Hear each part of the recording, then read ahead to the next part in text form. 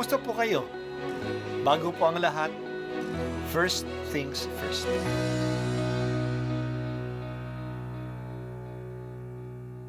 Good morning po. Sinisimulan po natin ngayon ang first things first. At dito po, tinatalakay natin sa unang bahagi ng umaga natin ay ang first readings na binabasa po sa banal na misa. Ito pong tinatalakay natin kasi madalas po kasi marami na tayong alam tungkol sa gospel readings. Pero konti po ang nagsasalita sa first readings. Pero ang first readings, bahagi din po yan ng Biblia, ng banal na kasulatan.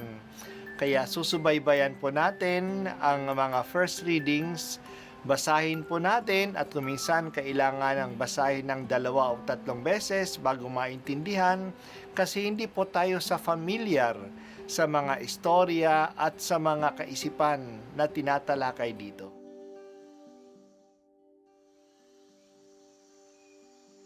Ang pagbasa mula sa aklat ng Henesis, si Abraham ay 100 taon nang ipanganak si Isaac.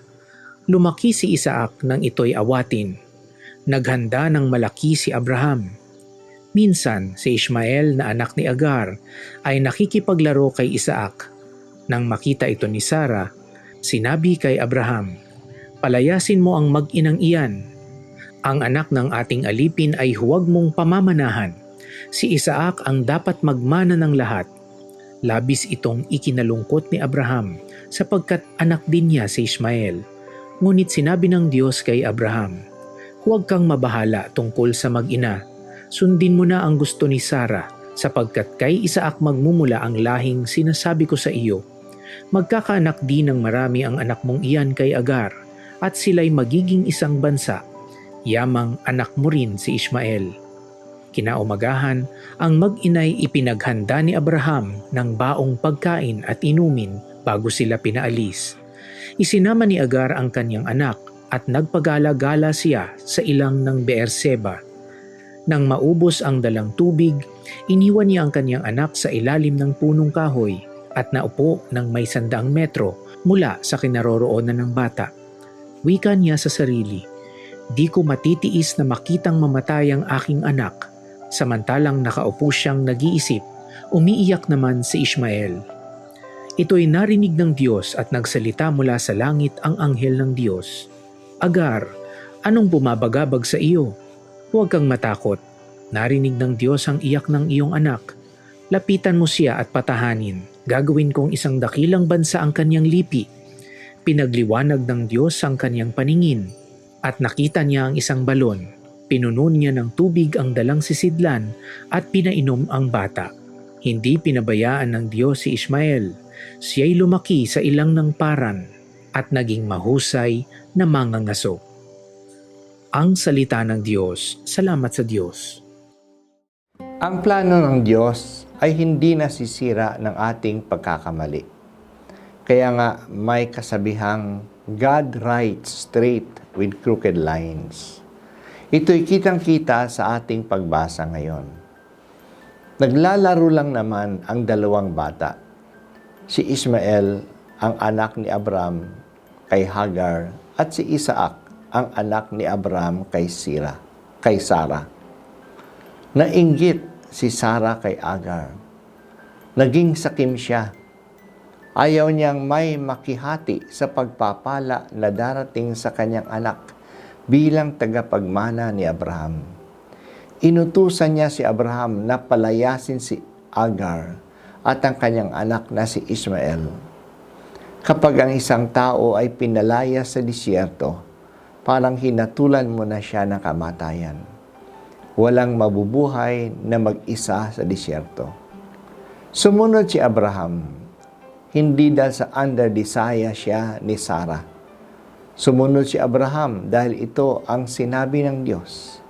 Nangako ang Diyos sa kanya na hindi rin niya pababayaan ang mag-ina kasi ang bata ay anak din niya. Naniwala si Abraham sa Diyos. Totoong hindi pinabayaan ng Diyos ang mag-ina. Nung marinig ng Diyos ang iyak ng bata, dahil naubusan na sila ng tubig, pinatatag niya ang loob ni Agar at binuksan ang kanyang mata. Nakakita siya ng balon. Yan na ang tanda na hindi siya pababayaan ng Diyos.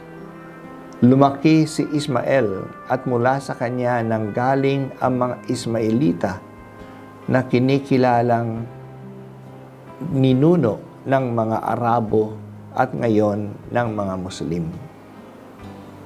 Nagagalit tayo, naiinggit tayo, natatakot tayo kasi binibigyan natin ng limitasyon ang biyaya ng Diyos.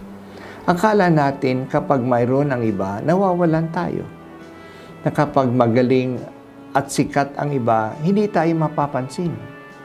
Yan ang akala ni Sarah.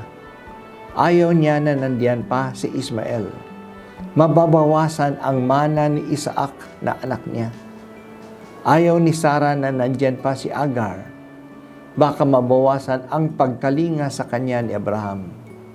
Kaya kailangan mawala sila para ma-assure ang pagpapala niya. Iba ang Diyos. Kaya niyang pagpalain ang dalawang bata at ang kanilang mga lahi. Kung nagsabay na lumaki na magkaibigan at magkapatid ang dalawang bata, sana nawala ang hidwaan ng mga Hudyo at ng mga Arabo na hanggang ngayon napapansin natin. Bakit natin nililimitahan ang kakayahan at kabutihan ng Diyos? Nangyayari din sa atin yan kapag tayo'y naiinggit at nagagalit sa iba. At nangyayari yan sa loob ng pamilya mismo, mga pamilya natin. Tingnan natin ang kakayahan ng Diyos na pagpalain tayong lahat. Dakila ang ating Diyos. Our God is a God of abundance. Help me, Lord, to believe in your abundant love and in your love for all, for each one of us.